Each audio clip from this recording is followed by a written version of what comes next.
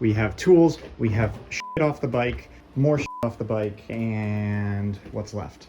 As you're taking anything apart on a bike, if you can, put the bolts back. This way you don't just have an entire bucket of bolts. Some texture, some of this stuff over here, that's fine.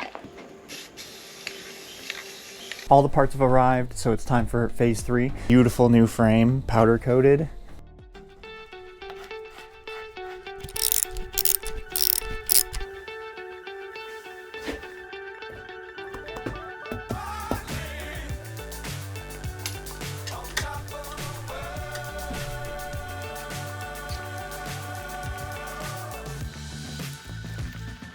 Dangerous times, don't fly too high.